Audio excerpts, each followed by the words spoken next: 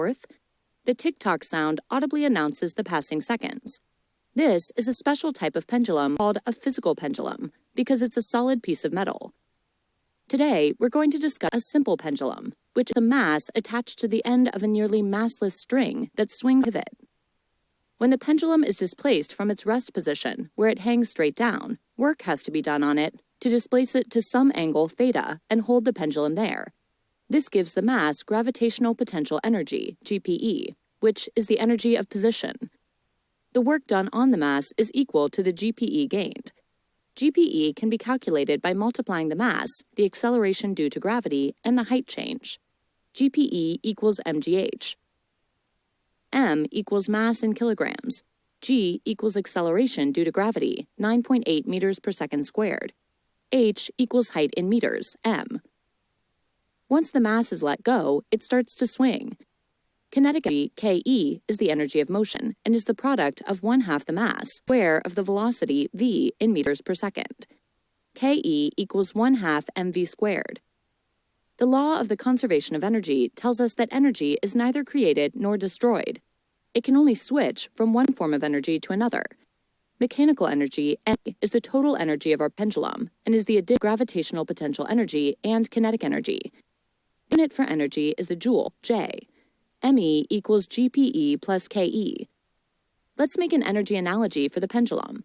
We can think of it having two energy tanks connected by a tube. One tank is for GPE and the other is for Ke. In our analogy, think of energy as a type of fluid that can flow back and forth between the two tanks. When the mass is at the maximum height, time 1, the GPE tank has all of the energy fluid. When the mass starts to swing towards the bottommost point, the energy fluid starts flowing from the GPE tank to the Ke tank. At time 2, the gravitational potential energy equals the kinetic energy. At the bottom of its path, time 3, the GPE tank has totally emptied into the Ke tank, and the mass is at its maximum velocity. This process reverses on the other side of the oscillation when the mass is on the upswing. Energy leaves the Ke tank and starts filling the GPE tank. When the mass loses energy, it slows down because some of that energy has turned into the energy of position. At its maximum angular displacement, theta, the Ke tank is empty, the mass is instantaneously at rest, and the GPE tank is full. It's important to remember that the mechanical energy is the same at all times. Okay, so the GPE of the pendulum is mass times acceleration due to gravity times height. But what if we need to calculate GPE and we are only given the values for mass, the length of the string, L, and the angular displacement, theta? We can derive the equation for GPE in terms of those variables. The string's length doesn't change during the motion, so we can draw a diagram showing the mass at displaced angle theta and when it's hanging straight down. We can see from the diagram we are dealing with a right angle. The hypotenuse is the length of the string, and the adjacent side relative to theta is L cosine of theta. The red dotted line, H, is the difference between the full length of the string when it's hanging straight down and L cosine of theta. Writing this out, we get H equals L minus L cosine of theta. H equals L times 1 minus cosine of theta. Now we can plug this expression for H into the equation GPE equals mgh to get the GPE of the mass of the pendulum at any angle theta. GPE equals mgl times 1 minus cosine of theta. A pendulum consists of a mass hanging from a near massless string that swings about a pivot.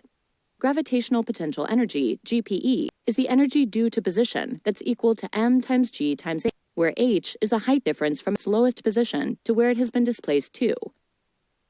Work done on the mass displacing it to some angle theta is equal to mgh. During the oscillations, the total energy of the system, measured in joules, is called the mechanical energy, and it's equal to the GPE plus the kinetic energy, Ke, which is the energy of motion. GPE equals mgh, Ke equals 1/2 mv squared, Me equals GPE plus Ke. A pendulum's mass has its maximum velocity at the bottom of its path. Therefore, its Ke is a maximum and its GPE is 0. Ke equals GPE midway between its highest point and the bottom of its path. At the top of its path, all of the Ke has been transformed into GPE. The equation for GPE in terms of the pendulum's mass, m, the length of the string, L, and the angular displacement, theta, is GPE equals MGL times 1 minus cosine of theta.